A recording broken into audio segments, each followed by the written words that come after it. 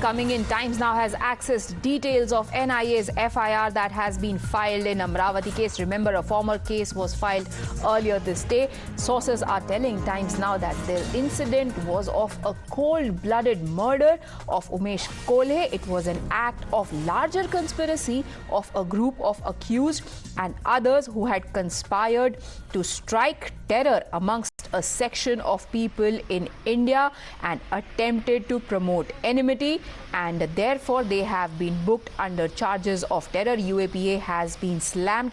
Bhavtosh, my colleague, joins us for more details. Over to you, Bhavtosh.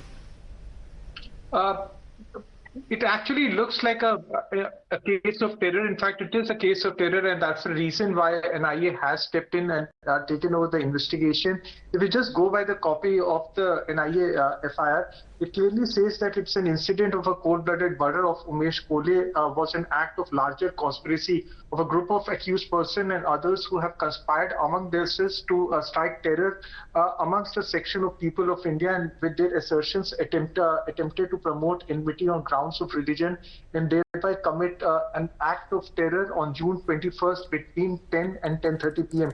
Remember, Priya, initially this case was being investigated by Maharashtra police as a case of robbery, and no report was given by the DGP of Maharashtra to center. Now, ideally, it should have been done on the day itself, that's on 21st June or at best by 22nd June, but no such thing happened, and that is the reason why center is pretty miffed with Maharashtra police, because it did not happen. Now, if this could have happened in the first place itself, then police could have, the center could have alerted other states, and Udaipur incident could have stopped. Now, there is a pattern between the incident that have happened in Amravati and also in Udaipur.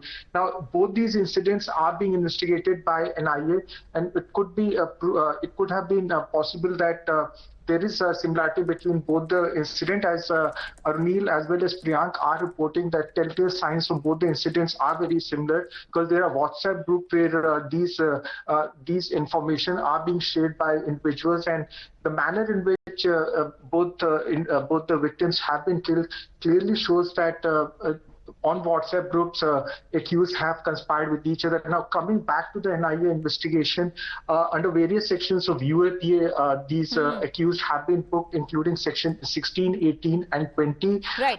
No particular group or terror group have claimed responsibility so far, but it looks like an act of terror, and that's what NIA had. It was an act of terror is what the sources are telling us. Bhavtosh, I'll have to put you on hold there, because we are also now getting details of